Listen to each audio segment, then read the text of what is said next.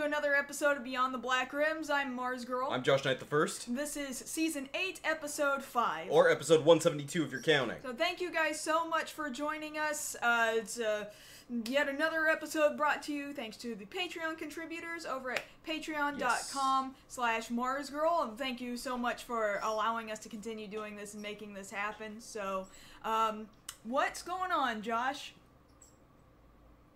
With me? Well, anything. Nothing. It's half-price shake day at Sonic. Okay, cool, thank you. In the meantime, I'm going to be trying to fix the chat. I apologize, but please continue with your information about Sonic and their half-price drinks. That was it. Oh, thank you. Yes. Yeah. But surely you have other things that are going on. No, I'm doing the show right now. Oh, okay. Well, this is the part where we talk about things that happened in this past week. Well, we did do other stuff this week. Yes. We did get to go see Your Name. Oh, yeah, that's right. We got to see this weekend. Luckily, we had a theater here in town that was showing it. It's as good as everybody says it is. Mm-hmm. I knew very little. You knew even less than me going into it. Correct. That having been said, I've seen a lot of Makoto Shinkai's other films. Up until now, 5 centimeters per second was one of my favorites. Mm-hmm. Very bittersweet ending. This one, not nearly as much. I found myself very much enjoying the story. I teared up several times throughout it. You had a kind of different reaction, but you still enjoyed it. Well, yeah, because I actually really hate that. I hate stories that involve body switching, especially in teenagers. That as soon as I see that, I'm really not interested in a story very much anymore. Out of anime, it sounds really, really shallow to me, so I'm not that interested. So I'm kind of glad that I did not know that the movie involved body switching. I didn't know anything about the movie at all before going into it, because it then moved past the body switching into being a much more enjoyable film. And really, what was more enjoyable than that to me was all the locations, all the very real world-based locations. So, those were very well drawn and looked exactly true to life. It was great. Now, the thing of it is, we were reading up on this after the fact because, you know, if you really enjoy a movie, you rabbit hole and you do that research. Of course. And we're seeing that a lot of people there in Japan, of course, Japan's gone nuts over this movie ever since it came out last year. People are making pilgrimages to the areas there in Japan that inspired the settings there within Your Name. Which I think just makes sense, that especially out of an otaku mindset. In Japan specifically, as soon as it launched in Japan months ago, these towns where Your Name was originally based on, because the name of the outlying town that's outside of Tokyo in Gifu Prefecture, it's not a real town. They made up the name of that town, but they based it on very real world locations. So, there's tons of pilgrimages, and now it looks like foreigners are starting to do the same thing. So, we'll see how much foreign foot traffic it's going to end up getting now. Now, I'm not sure that it's still playing here. I do know In there were theaters. several other showings throughout this past week, but if you do get the option, definitely go check it out. Pay the money, go see it. It's worth it. Yes. I know I very much enjoyed it. I'm sure a lot of our audience would as well. Definitely. Aside from that, it was something that was getting brought up a lot in the post chats that we do here after the show that we haven't actually talked about here on the show, is that we've been watching this newest season of Samurai Jack. Yes, and that has been spectacular, absolutely fantastic. Amazing, nothing short of amazing, because, you know, every week that we're watching this thing, except, you know, that one week, thanks Rick and Morty. Yeah. Hope you're happy with your sauce. They are. They are. That's not even a question. Yeah. The show has so much grown up with its audience without neglecting what made the show what it is. Correct. Like, it's still very much recognizable as Samurai Jack. It's still got that action, that pacing, that cinematography that belongs on the big screen, but at the same time, it's not a kid's show. It's animated, but this one, they've upped the ante on every last fight, on the symbolism, especially the symbolism, the underlying messages, you know, PTSD, depression, all of these things getting involved there in the narrative of Samurai Jack, and I don't think I could be any happier with the way it's turned out, especially since we're getting the Scotsman. Yeah, especially Scotsman's coming back. I'm so excited about the return of the Scotsman. Yes. That makes me totally happy. So next week, thrilled. The Scotsman. Well, this Saturday. Yeah, this next week's episode. Okay. Yes. Yes. So aside from that, not sure what else is going on, but It was that. if there was that, yeah. Yeah. Then do we need to talk about the other news articles that are coming up that we're going to be talking about? They're called Yes. stories. Are we going to be talking about the stories now? Yes. Okay, cool. Thor Ragnarok is the thing. Yes, so earlier this week we got our first look at Thor Ragnarok, this different in tone trailer that a lot of people are responding to very positively. It's a little different than what I'm used to from the franchise, but maybe that's a good thing. I mean, maybe, except that I feel like it might be too different. I'm concerned. Maybe. We'll talk about that. The second story is going to involve Nintendo Direct and many other Nintendo-related things that have come out in the past day or so. Not just about the Switch, but also about the 3DS, some games getting launched, so a lot of news coming out of Nintendo. Yes. And then the last thing, of course, going on right now out in Florida, correct? Yes, in Orlando. In Florida, in Orlando, Star Wars Celebration. So we've got a little bit of news there from the convention itself. Of course, a lot of videos being put out on the internet today, and little bits of news that have been leading up to the event this weekend. We'll be talking to you guys about that and what we can hope to expect in this next few days as the convention continues. All right. So aside from those stories, I'm sure you've got some follow-ups for us. Yes. All right. Awesome. Well, Ben, if you will, please. Full-blown Justice League didn't give us anything this week. Oh, well, good. Then I don't need to use that image. I mean, so. they put out the same poster just from a different angle. That's not worth talking about. That's not news. Yeah, so let's skip past that. Okay, so let's talk about Aquaman. So Aquaman's cast is still growing. Oddly enough, Dolph Lundgren, who's been doing a couple of episodes over on Arrow this season, will be part of the movie now as an Atlantean who's there trying to take over. Oh, well, okay. Nice to see that's cool. Still getting work, you know. Big ups to Dolph Lundgren. Okay, over on Supergirl, we can confirm that for the last 2 episodes of this season, not only will Callista Flockhart be returning as Cat Grant to the show, but Tyler, I can never pronounce his last name, Hoechlin, will be returning as Superman. Oh, that's cool. So it's nice, you know, we get him at the front and we get him at the back. On both ends, you know, kind of bookending this season of Supergirl. Yes. Of course, a lot of people very impressed with his take on the character of both Clark Kent and Superman. So we'll be looking forward to that later on the season in Supergirl. Great. Yes. And then over on Arrow, well, not exactly on Arrow. So we're confirming that Manu Bennett, who has played Slade Wilson, Deathstroke there in the series, will be returning as well, but they're not confirming that he's coming back on Arrow. Now, of course, this goes with this whole thing that it's a shared universe over there. There's a very good possibility he could show up on, say, The Flash, or even possibly Legends of Tomorrow. That'd be the safe bet, right, since all the other villains from the other shows have popped up there this past season. But it's nice to see that he's back. A lot of people were worried that he wasn't going to come back since Deathstroke was now being used for the Batman Solo movie. But nice to see that they remember, it's cool, we can bring it back. Both can exist at the same time. Yes. It's okay, DC. It's okay. I know you feel a little weird. You'll get over it.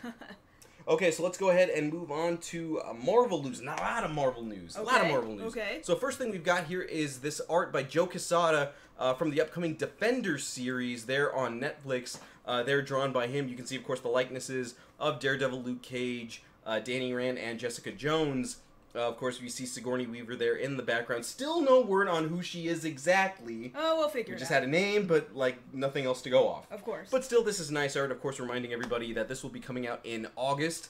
So get ready to take off from work that day and marathon the series, as I know all of us will. Fantastic. Also, in relation to Netflix news, we've got another look at John Barenthal there on the set of Punisher.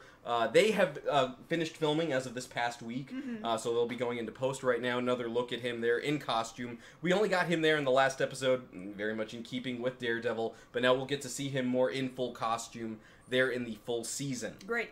No word on when that's coming out, but just later this year. Okay. Okay, so moving on to Infinity War. So there's been some set video made available now of Elizabeth Olsen there on set as Scarlet Witch, fighting some people in mocap suits. Okay. So we're not sure who she's fighting just yet, just that she's doing her... She's fighting mocap suit people.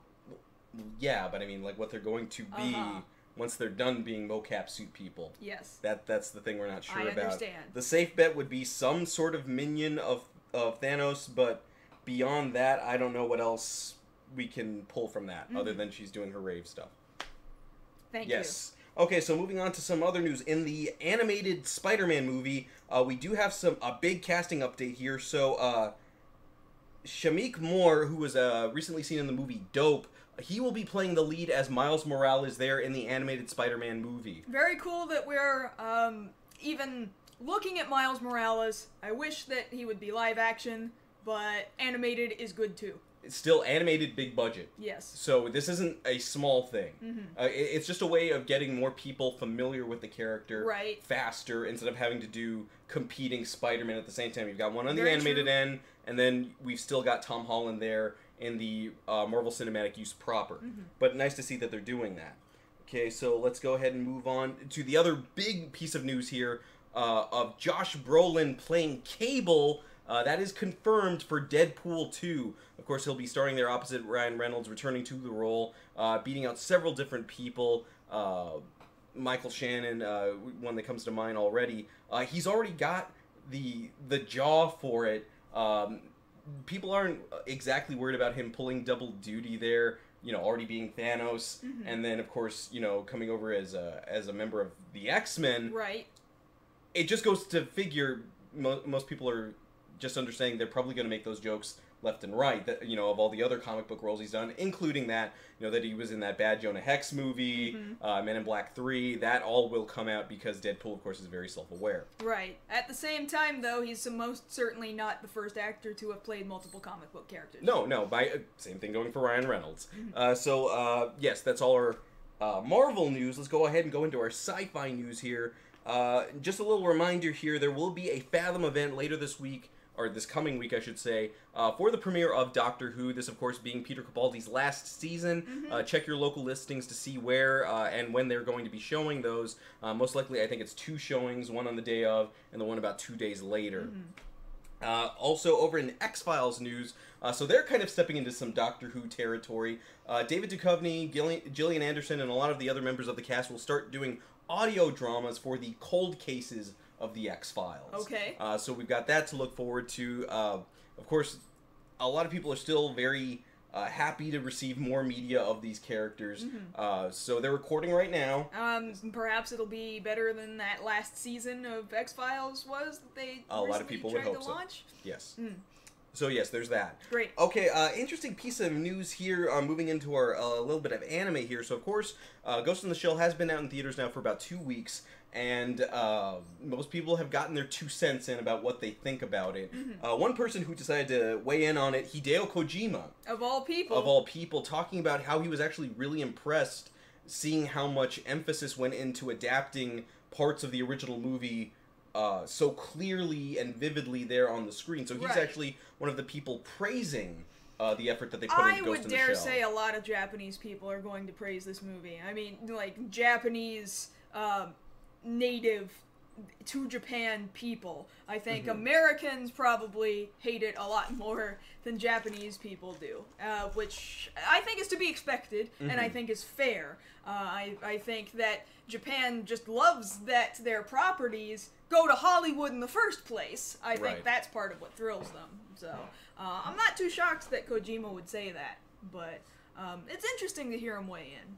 Yeah, and a respected person there, somebody we all look up to and see. You put out some amazing things. What's your take on this? And it's I like it, but that might not line up with some people's opinion. So yeah, there's your 2 cents there from Kojima. Okay, so let's go ahead and talk kind of sad news. We wanted to mention here.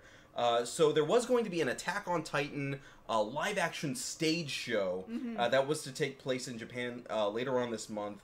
They had a full cast. They had just released new pictures of Levi there in costume. They were going to be doing... I believe it actually said it was going to be in June or July. Or was it June? Oh, you're right. Point being, unfortunately, there was an incident earlier this week with one of the aerialists, one of the coordinators there, and as a result, unfortunately, the aerialist had suffered a very large fall and was pronounced dead at the hospital. So, unfortunately, the performance has been canceled completely. That is very, very disappointing and very sad. From what I was looking up, he was about 38. Yeah, young guy. He'd done stuff in Cirque du Soleil. He'd performed, did a bunch of the wire work for the Naruto live-action stage shows. Right, those being done several times over the last 2 years. Very faithful adaptations. He had a face role in that most recent Lupin the Third live-action film. So, he was going places. That's a real shame. It's really too and I was bad. actually really looking to the entirety of the performance because admittedly, you know, we've been pretty vocal about that. The live-action movie kind of left a weird taste in our mouths. The pair of movies. The pair of movies there. And this looked to be a lot more impressive just from the people working on it and the fact that they were having to do it live on stage. So, of course, you know, our condolences go out to the production and to the family of the aerialist. But all the same, you know, just another piece of what could have been that we'll never get to see. Right. Okay, so let's go ahead and move on to some other news, our Tokusatsu corner here. So this is the big news that we've got right now coming out of Japan World Heroes.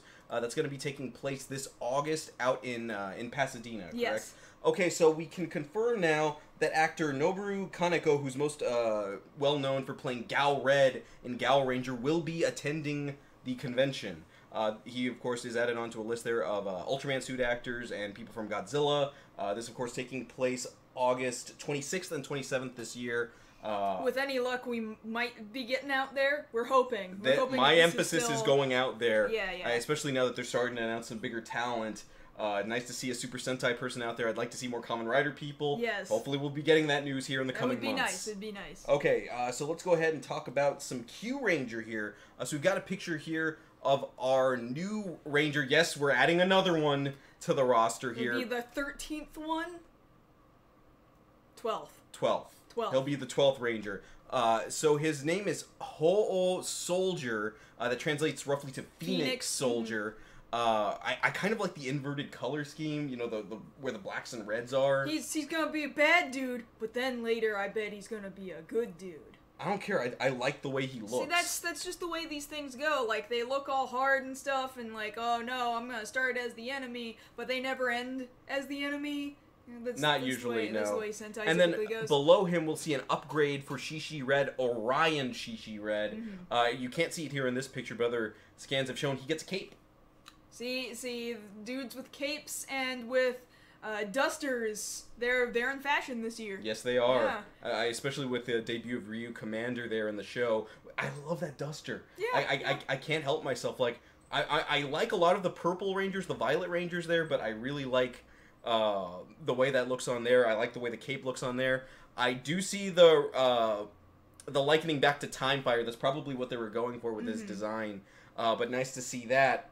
And then over on Exade's side of things, we have our look at our movie exclusive forms, which will most likely be coming here in August. So here we see the Gashot that will be given to Brave for him to reach his level 100 form. This, of course, being the same Gashot that the fake Brave is using in this most recent movie, Cho Superhero Tyson. But it's nice to see that he's not going to still be stuck using level 5 equipment while everybody else is using, you know, several levels above him. And he's just sitting there not just stuck using Dragon Quest.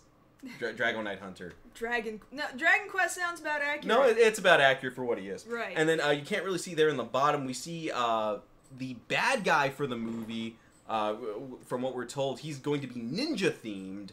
And then Exade there on the side will be using a virtual reality based Gashot. Oh great, he'll be stumbling around like a moron, not actually able to see anything. Well, he's already got a big enough visor as it is. He'll probably be fine. Okay. So yes, we've got that to look forward to later this year. That's all the follow-ups we have. Let's go ahead and get into our first story. It's Thor! You're Thor? Well, it hurts. It hurts. Not so much now. Okay, so what we're seeing here is our first look at the Thor Ragnarok trailer, showing this new, I guess, the third movie there, telling the story of Thor on his own. This adapting parts of the Ragnarok story, and also very clearly blending in is it World War Hulk or no Planet Hulk? Well, I personally believe it's Planet Hulk, but people are saying World War Hulk. Yes. Can you clarify the difference for me? Because I was pretty sure Planet Hulk was what we were seeing. You know, Hulk is like thrown into space, and then he lands on a planet, and then he has to fight in an arena. That's Planet Hulk. Yeah. So and he has to fight in an arena, and then he does so friggin' well that he becomes the king of the planet anyway, and he's always fighting and stuff, and he like, loves it. That's what that looked like to me. So is there a what is the difference? See, I never read World War Hulk, so I can't honestly speak on the difference for that. Okay, so you don't know whether or not World War Hulk is in space. Not off the top of my head, okay, but I know it's Planet Hulk. Somebody's gonna correct us on that, and that's fine. But let's go ahead and talk about what we've got here. So of course, we're seeing there Chris Hemsworth. Yes. Stripped of his powers there by the villainous Hera, played by Cate Blanchett. I'm very happy that she got her antlers in full glory there. There's actually quite a bit of, you know what, why don't we go ahead and throw in costumes that belong here in this trailer. Like, go figure. Like, you'll see there later on in the trailer, they've modified, there's the antlers right there. People not knowing any better from the comics like, my God, Thor's gonna fight hexadecimal. Because I can't help but feel like the last couple of Thor movies felt like, well, we want to introduce Thor and his lore, but we also aren't sure whether or not people will actually like it. Right. So I felt like they strayed really far in a lot of ways in the previous two films. Well, because the thing about it is, we'll go ahead and talk costumes here for a second. Of course, there's a very large change up there with Thor. You know, he's losing his hammer. They're shaving his head. Okay, so World War Hulk takes place after. When he comes back to Earth to get back at the Illuminati. That makes sense to me. Yeah. Okay, so yes, you see him here with cut hair. He doesn't have his traditional hammer. Hera broke it. But he's got his antlers. He's got a modified version, and I'm just thinking, no, it's fine. Like, why didn't you guys give him that sooner? Because it's been well documented that Chris Hemsworth said that for the original movie, part of the reason that he doesn't use his helmet was because it was very clunky. It was always falling off his head. Now, the thing about it is, there in that first movie, it looks accurate to the comics, to the helmet that he normally wears. But the thing about the Marvel Cinematic Universe that it kind of prides itself on is adaptation. Taking what people know and then reshaping it, revamping it to where mass audiences can take it in. And here with this new helmet, he just puts it on so naturally. Yeah, of course he's in a gladiator setting, so he should have some sort of armor, but it's the fact that we know they didn't just give him, the producers are like, oh, just give him whatever helmet. No, it's got to have the wings. Yeah. Excuse me. And you look at it and you think, why didn't they do this sooner? Exactly. He could have been wearing that for the last two movies. That he would have been more visually notable as Thor. Right. I honestly believe. But they're doing it now. But really, the tone of this trailer is so strikingly different from the last two Thor films. And this looks like it'll be a fun movie, but it doesn't look like a Thor movie anymore. Right, because, I was talking with my brother about this the other day, the fact that I actually really like the first Thor movie. Yeah. Because Kenneth Branagh brought that very Shakespearean style to it. And a lot of people were kind of bored by that. I can understand that. But, you take that as you will. If you like that sort of thing, at least it chose a style. Whereas Thor the Dark World, I felt was a little too much like an action movie, where it didn't belong, and so it just kind of fell flat for me. To me, that one's very forgettable. But this one clearly seems to be influenced by the popularity of course, Guardians of the Galaxy, because you've got an old retro rock song playing in the background. Yeah, this looks totally edited as if it wishes it were part of Guardians of the Galaxy. Partially makes me wonder whether or not, since this clearly is going to take place in space, whether or not they're going to just fly by and be like, sup, and then leave. Entirely possible, and that's the whole thing now in the shared universe, is that bleed over. Yeah. That you can have all these people there. You've got Thor, you've got Hulk. We know Doctor Strange is in the movie, because we confirmed that not only with the post-credit scenes of Doctor Strange, but the studio came out and said, no, he's in here. We just haven't shown him yet, but he's here. So yeah, you've got that coming in as well, and the question now is that the best option? Was that the smart move? Arguably, yeah, because Thor, he's not on a lot of people's top list for the best of the Marvel Cinematic movies. Like, usually it's Captain America and Iron Man, and then take your pick of which Avenger you like, which Avenger movie, specifically with all of them together, that you like best. So that having been said, this will probably go a long way if they keep this tone. They don't radically change it from here. Of course, we're getting this later in the year. Isn't the villain's name pronounced Hela? I always pronounced it. I've never heard it pronounced Hela, but it's possible that everybody's wrong. That everybody I've talked to is wrong. That's entirely possible. That's entirely possible. Of course, we've got Valkyrie introduced as well here in the movie. She seems to also be fighting there. We've got Heimdall, also Scourge there, played by Karl Urban. Like, I've seen Scourge in a couple of different things, like, you know, some of the Marvel animated stuff.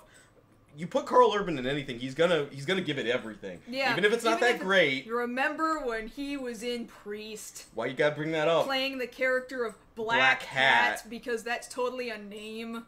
Yes. But because the character wears a black If you hat. ever have the option, don't watch the movie Priest unless you're drunk and have 5 friends with you.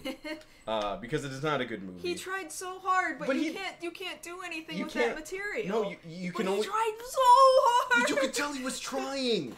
That's the problem. And, of course, the other thing, going back to what we're talking about here with the tone change, you can see there what they're playing for laughs. I can't remember much of the last 2 trailers having a lot of funny parts that weren't Kat Dennings throwing away a one-liner. Here, you know, the humor comes from the fact that he's there waiting to actually fight, because of course, Thor's character loves to fight, and then he sees it's Hulk, it's Bruce, and then he's so happy. Yeah. And it's the fact the way he says his line, yes! Oh, we know each other! I know him from work! It's the fact that he said work, not, I knew him from previous battle. No, he says, I know him from work. Yeah. Like you're just shouting out at somebody across from Starbucks, hey, I know him from work! Yeah, like he works in the other department. Yeah, we hang out, we've had lunch. No, like, y'all saved a planet once. Twice. About to save another planet. About to save another planet, potentially. So... As far as that goes, the one thing they're going to have to answer, which they've jokingly answered before, but they'll have to address it here, is how exactly did Hulk get up there? Because it's not like the comics, we don't have the Illuminati, he wasn't... Well, we do know that the last time we saw him, he was just kind of floating around. Well, the last time we saw him, he kind of took off with a Quinjet. Yeah, he was just out there floating around. So it's entirely possible that he went from, like, if this is the ground, and then this is the atmosphere, he's just like... F it. I don't think a Quinjet can do that. You don't know? I don't. You don't know. Or somebody else is like, huh, he's out there all by himself, huh? Throw. Just throw him a little farther out into the atmosphere. Maybe that's maybe he got picked up, you know, just like in Guardians, you know. Somebody saw him floating in the upper atmosphere there in the ship, and he's like, nah, we'll take that. Oh, cool, we could use one of those. And then they took him. Then they took him over to this planet. Yeah. So yeah, that's entirely possible. For the most part, I'm pretty satisfied with it. This might be another case. We were talking about this before the show too. I forgot for about, give or take, 2 weeks since they went on sale that I bought tickets for Guardians of the Galaxy Volume 2. So I think that might happen here. Like, once they go on sale, I'll buy them, and then I'll forget I bought them. That's true. Until somebody reminds me, like, hey, did you buy tickets already? Like, oh yeah, I did. So yeah, that's looking pretty good. I love how Elizabeth Banks suggested Hela looks similar to Rita. There is a similarity, but Hela's supposed to look like that. Yeah. That'd be the big difference. Exactly. So yeah. I'm done with this. Yeah, I'm done with this. Okay, bye. Bye, Thor. Bye, Thor. Nintendo. So I'm gonna... Oh, so you want to start with this part? That's the image I'm using right now because it's so very Nintendo. Really, the big news is that we had the Nintendo Direct. Yes. That's the largest part of the news. We'll get to this image that we're looking at here in a little bit. But yeah, most of you guys know what we're talking about. Yeah, largest part of all of this is that we're talking about the Nintendo Direct. So that Nintendo Direct was just yesterday. Yes. It was a pretty short Nintendo Direct. 35 minutes? It was like 35 minutes long, yeah. So there's interesting news about all kinds of new games and upcoming releases through Nintendo over the course of the next year. So that includes 3DS titles and Switch titles. Largely they focused on spitting out 3DS titles, followed by more in-depth features on things we already knew were going to be coming out for the Switch, which actually kind of concerns me about the Switch lineup entirely, because I felt kind of underwhelmed by most of the things that were... Right, because you saw it, I was at work, so I had to go back and catch up on a lot of things. Like, some things like Splatoon 2, you just kind of figured now, the interesting thing about a big portion. Splatoon 2 is getting a new co-op mode, in which you're gonna pair up with another 3 players, and you're going to be fighting off these fish coming up out of the water. They're like fish zombies coming up out of the water. So PvE. Yeah, it's a player versus environment map. You're not fighting other people, other live people. So you're firing at these fish coming up out of the water, and they explode, and they get their ink everywhere, and you have to mop that up. And then, like, these boss fish start coming up out of the water, and you have to stop the boss fish. And I guess there's big rewards, and they're not revealing what those big rewards are yet. So, prior to that, I was just like, well, it's another Splatoon. Yay, it does the same. Whoop. It does basically the same thing with minor little tweaks. But if they're going to keep this up, then that's kind of interesting. If Overwatch can learn that a PvE is what people want, then surely Nintendo's doing their research too, which is probably why they implemented something like this for the sequel. Well, what I thought was kind of interesting was that they also announced, hey, we're about to do tournaments for the first Splatoon on the Wii U. And didn't you guys stop producing Wii U's? They stopped producing. Yeah. Like, they should have. They should have got on esports with Splatoon a long time ago if they were going to do that. And now that Splatoon 2 is about to come out, why is Splatoon 2 not the thing they're going to push as the esport? Yeah, I don't understand that doesn't make any sense. Like, that's like saying you've got back in the day, that you had. All right, we've got Ultimate Mortal Kombat 3. So guess what? We're having a tournament for Mortal Kombat 1. Why would you do that? Why you're going backwards? Right. You need to move up. I mean, and other things that they're like, when we're talking about physical things to hold, there's tons of new amiibos coming out. Of so course. There's a bunch of new amiibos coming out for Splatoon 2. Also coming out are a new pair of Joy-Con controllers. Yes. Bright, ugly, neon yellow. Yes, more ugly colors. It looks like Snipes colors, the same color Snipes Serape. Kamen Rider Snipe. Kamen Rider Snipe, yeah. I'm so excited about ugly colors. They make me so happy. I know some people are like, oh, they're so hideous. I just want the matte gray ones. Well, good for you. I want the loud, annoying yellow ones. Yeah. But it also... Like highlighter yellow. Yeah, highlighter yellow. And they're also releasing additional battery pack the battery packs I'm happy for. Well, I think it's really interesting because I feel like the Joy-Cons already get like an outrageously long amount of time right on them. now. Because it's fresh out of the system. Pretty much everybody who's got a Switch has a Breath of the Wild box. That's what it is right now. So you're not pushing it and playing it nearly as much as you could be down the road after months and months and then eventually years of use. Right. Eventually that life is going to wear down because that just happens with electronics. That's true. You're going to want those battery packs. So it's good that they're implementing those now. You can stock up, and then once the time comes that you start having all of those different titles and you're using the Switch more often, then you'll be able to have those at your disposal. Oh, hi, Siren. Another thing I was really intrigued with in the Nintendo event, in the Direct, they announced that there's going to be a Mario Kart 8 Deluxe bundle. Which a lot of people were wondering, they're gonna do it. Yeah, because they're gonna release the Switch. Mario Kart's coming. Mario Kart is coming. And I would just rather wait until both are out at the same time and get a bundle. Now, granted, it's Mario Kart 8, and that already exists on the Wii U, but hey, portable Mario Kart 8, that's pretty good. That's pretty boss. But the bundle, it would have been so much better if a bundle had been available at launch. Yeah. So I can understand why someone would wait for a bundle.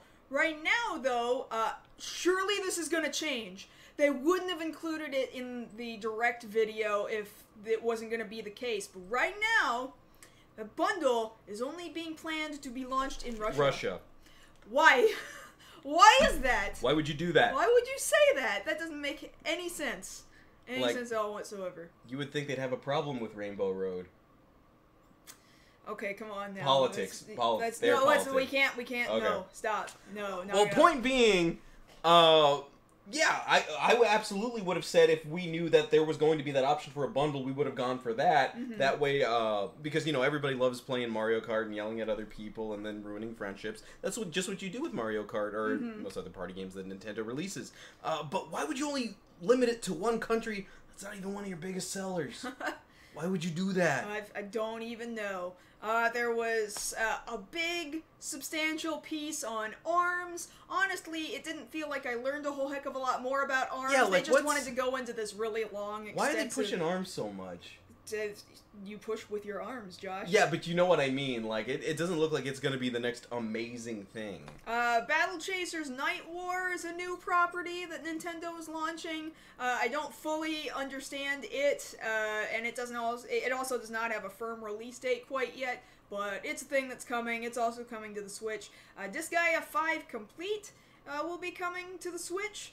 So yay, more Disgaea if you're into that. But it's another game that's like, okay, we're remaking another thing, and they were also talking about their remake of Street Fighter 2. The only thing that I thought was really interesting that they were talking about with Street Fighter 2 is that you got like this new Hadouken mode where you go like first person, you take the Joy-Cons in your hands and you have to do the Hadouken. Hadouken Kamehameha with your Joy-Cons. It goes into first person. You better make sure that you have your straps on, otherwise those are going into your TV. It goes into first person view, and then you see your enemy directly in front of you rather than in a side view. So yes. that was kind of interesting.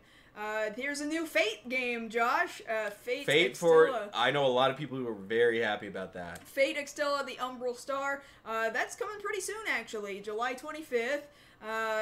There's Minecraft once again is coming to a Nintendo console, so it's more Minecraft, guys, and it's the same Nintendo bundle that came on the Wii U. It's not especially special. I'm excited for Monopoly. No, you're not. We're gonna ruin so many friendships as usual.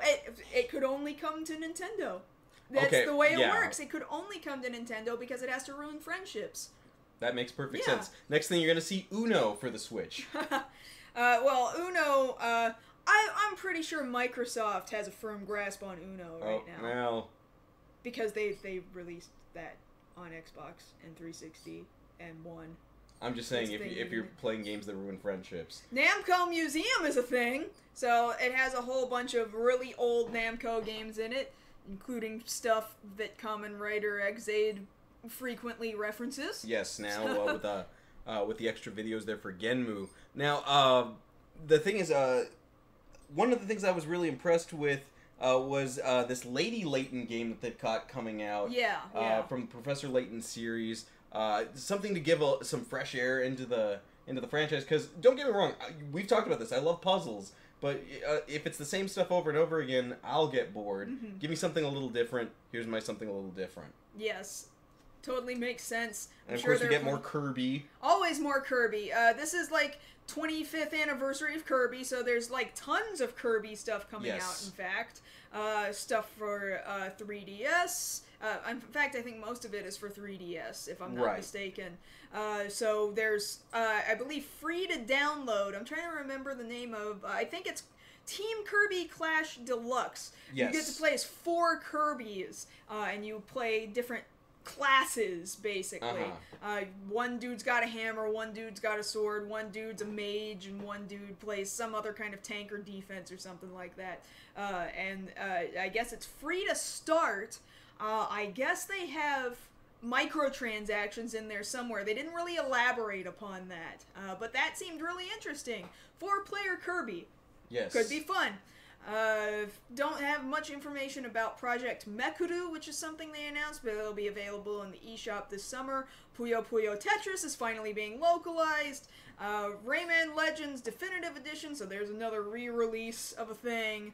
I don't know all that much about Cinemora X. It's a shooting game of some variety, side-scrolling shooters, so I have to admit I'm not that into side-scrolling shooters, so I didn't retain a lot from that part of the of the Direct.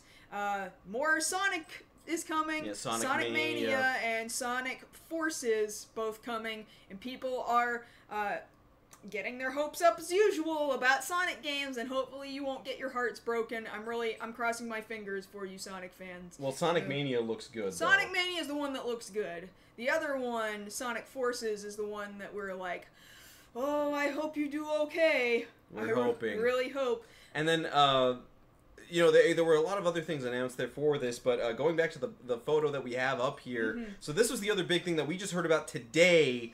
For whatever stupid reason they thought they were going to do this. So, of course, one of the hottest grabs this past holiday season were people clamoring to get a hold of the NES Classic, which, of course, was the miniaturized version of the Nintendo, which had all these preloaded games on it. It was only $60. Anybody could have afforded it just about, and they were sold out everywhere, and people really wanted it. And then there were scalpers. And there's scalpers still on eBay, and, Nintendo could make a lot of money. Yeah, they're discontinuing it.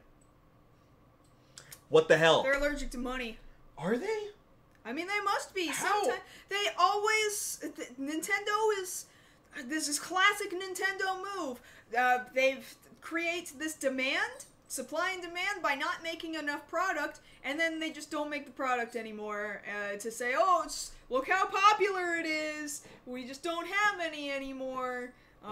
Oops, you missed your window of opportunity. So my hope is that they've done this, and then they'll say, now let's do it again, but with better, more games. Like, maybe that's the idea. Maybe the idea is, okay, that was great the first time, but let's not release it like this, or let's release it with more games, or with some extra dock where you can download more games, or make the Super NES Classic, maybe. Like, that would like, be I would totally smart buy, like, we talked about that before when we were initially... The Super Nintendo is my favorite console.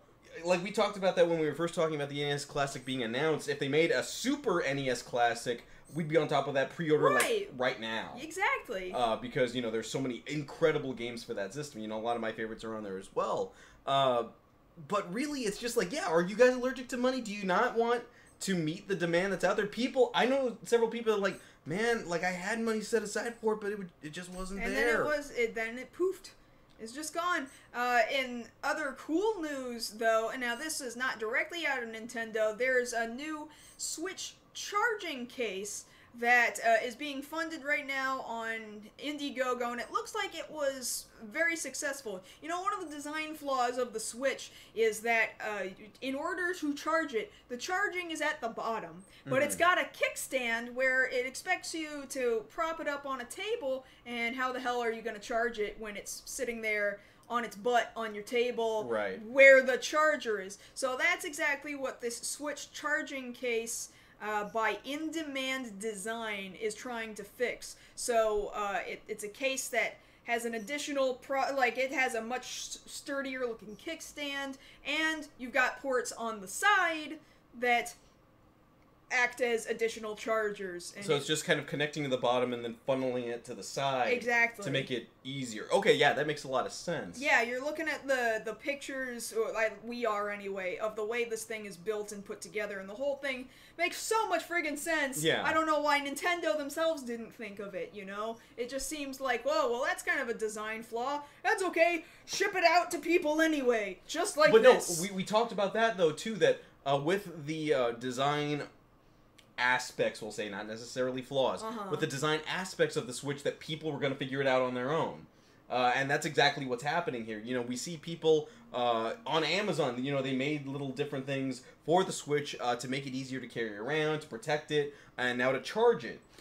So that's just necessity being the mother of invention. So that's, for a pledge of $85, you can get your own when it launches in August, which really is a pretty fast turnaround for an Indiegogo campain, all things considered. And all things considered, that's, what, a good 6-7 months since launch? Yeah. That this comes out? Yeah, exactly. And they've already seen... they made it. They made their goal, because people are like, well, it was stupid for them not to release it in the first place. Leaving only one other thing to mention out of the Nintendo Direct, and that's those charging docks that come bundled with your Nintendo Switch. They're going to be selling them individually very, very soon. So yay. In case you have 2 TVs and you want to connect, you want to pick up your Switch in one room and then go set it in like I'm another playing Breath of the Wild in the living room. It's like, it's time for bed. I want to go to bed. Dock it in the bedroom with that TV. And there you go. Yeah, so it's good that they're making that decision now too. Those were largely the things happening with Nintendo this week. Yay! I feel like it was somewhat of an underwhelming... yeah, because a lot of it's kind of no dust stuff. Like, we figured you guys were making that. Exactly. You didn't wow me. Well, let's move on to something else then. They'll do it at E3. They'll do it at E3. What was our third story? Why do I seem to not... what was our third story, Josh? Star Wars? It was Star Wars. I have a Star Wars picture. I totally have one. Go ahead and start talking, though. Okay. So yes, out in Orlando, today was day 1 of Star Wars Celebration, which is, of course, this annual event, well, almost annual because of the recent announcement they made that they were going to skip a year, that, of course, celebrates this beloved franchise that we all know and, of course, love. Mm-hmm. A lot of love to be spread around this particular year. So, right off the bat, one thing to talk about is that they had this very poignant video that came out earlier today dedicated to the memory of Carrie Fisher. Of course, that's making its way around the internet right now. Of course, her getting her start there at 19 as Princess Leia and touching so many lives over the course of, 30 years now? 40. Yeah. And I teared up. I watched it at work. I had to make sure, my boss wasn't around. And, I'm there, like, having a dab at my eyes, like, oh my god, you guys got me. Well, the part of that Carrie Fisher tribute video that kind of got me was when they start talking about how this was influencing little girls, and they showed, like, 3 different little girls dressed up as Princess Leia, and I was like, I see myself, because I did that as a kid. I dressed up as Princess Leia, and I was convinced that I'm pretty sure... If I had to look back, I would almost call that my first cosplay, because it was the first one where I was like, no, accuracy is important. This is meaningful, and I won't accept it if it's not my hair up in a bun, and I won't accept it if I didn't make the belt that goes around her waist. Like, I was really frustrated if I couldn't do that. And so in those little girls, I saw myself influenced by it, and that hit home, definitely. They made a real good tribute video. That they did. A couple of other things to note is that, of course, a lot of the cast from past movies and present are going to be there this weekend. Earlier today, they're there right now. They're there right now. Of course, this morning, one of the funnier things was Warwick Davis basically roasting into Harrison Ford for his flight skills or lack thereof. Of course, we saw Liam Neeson sent in a video proclaiming that they are working on a Jar Jar Binks movie. He's kidding. Sam Jackson sent one in. He's hoping for a Mace Windu movie. Everybody's hoping for something. A little extra piece of that. What?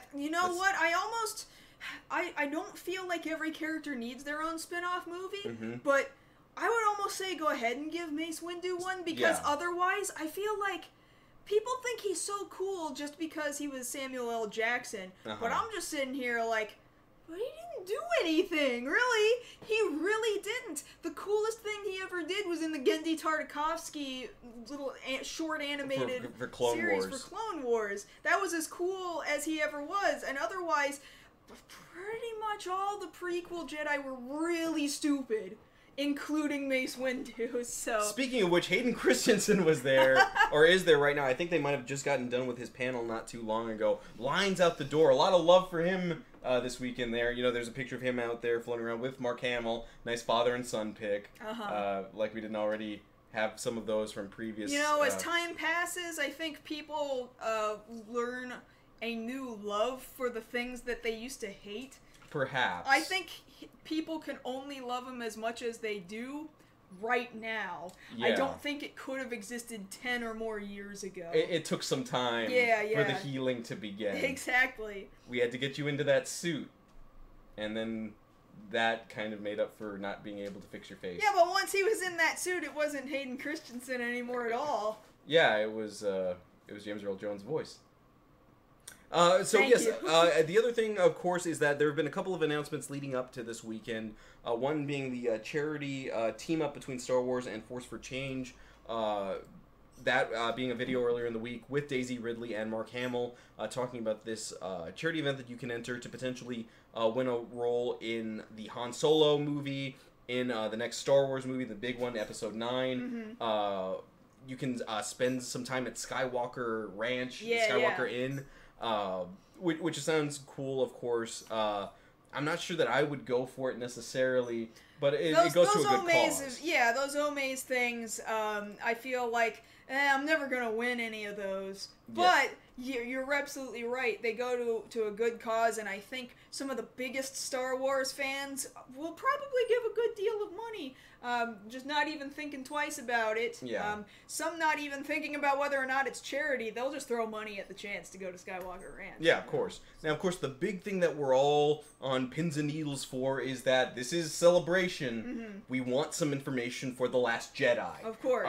And of course, fingers crossed, we'll get something this weekend, most likely Saturday, and hopefully next week on the show we'll be able to talk to you guys about whatever it is they show, because they can't just leave us hanging here. Right. Like, you guys, we've been looking forward to this for a while, because we've only got two options here. We've got this event here, Star Wars Celebration, and then in a couple of weeks we have May the 4th. You have to do something, all right? Because your time window is running short. Your time window is running short, and we're hungry. We ate well off of Rogue One. A lot of us still enjoy replaying Episode 7, but like we want the new stuff. We're hearing things about Snoke, about Kylo Ren getting back in costume, about what we get to see from Carrie Fisher's final performance there, and how they're going to integrate that. And I wish I was out there. I wish we had been able to afford to go out there this year. And now we gotta wait another 2 years to get back out there. And that's just the way it is. Of course, for those of you lucky enough to be out there, you're probably not watching this. No, probably not. You're probably having a fantastic time. You're probably having the time of your life. But at the same time, I saw some people who are out there who were getting really upset because Celebration's tweeting things like, "Are you not out here right now? That's okay. We're streaming everything." Which they are, and we're very thankful. And so the people who are out there are like, "Man, I paid all this money to come to Celebration to watch it on YouTube." Yeah, like, admittedly, that's our saving grace out here, us fans at home who don't have the option of getting out there. But, yeah, admittedly, you wish... It's kind of that weird inverse things about it. You wish you were there, but if you were there, you were wishing you were somewhere else in the comfort of your own home. The grass is always greener, basically. Right. But that having been said, just a lot of things that we're hoping to see here. It's nice to see that they did have Harrison Ford actually show up today. Billy D. Williams, of course, Mark Hamill, a lot of the original cast there, Ian McDermott there with Hayden Christensen on stage earlier tonight. Hopefully we'll get that footage, and then it'll blow our minds, just like I'm looking at just like it did 2 years ago. Yeah, because I'm looking at my timeline for everything that they put out originally for The Force Awakens.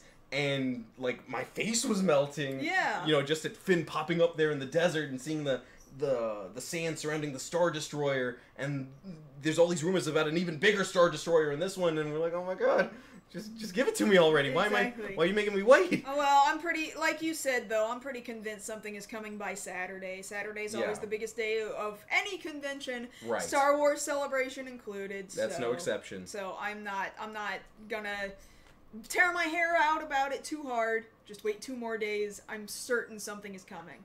Okay. I will try and remain calm for 2 days. Thank you. It's not going to work. Oh my god. Alright. Was there anything else of particular importance yet? I realize that Celebration technically hasn't really started. But, started enough for me. Just the last bit before we end the night. You remember we were looking into it before, the exclusive swag they have there. Right. That's always probably the biggest reward of going to the Celebration, is that you could watch it from your home, but being there and getting the swag that goes along with it is so much better. Right. Exclusive items that you can only purchase there at Celebration, which go for insane amounts there on eBay. But Of course, the other thing I will just mention real briefly is this anniversary thing, Star Wars Forces of Destiny, which is celebrating a lot of the female heroes there throughout the Star Wars universe.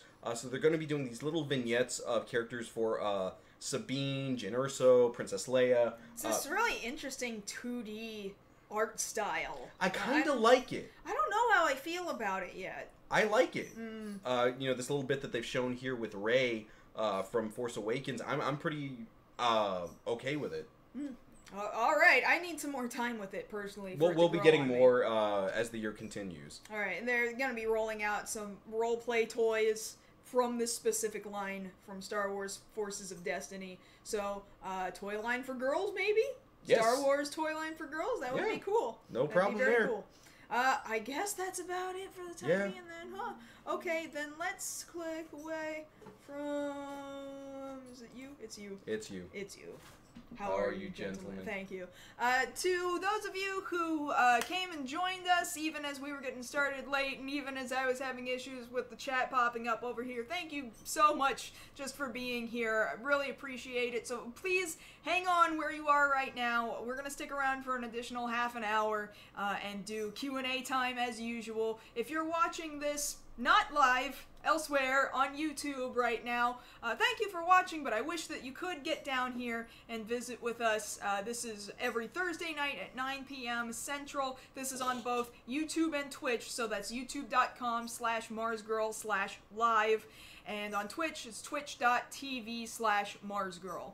Yes, and during the week, you can always talk to us over on social media. On Twitter, I'm at JoshKnight1st. And I'm at MarsGirl. And that having been said, that's been tonight's episode of Beyond the Black Rims. We will see you guys again next week. Take it away, Danny. Danny is a young sci-fi writer living in the UK.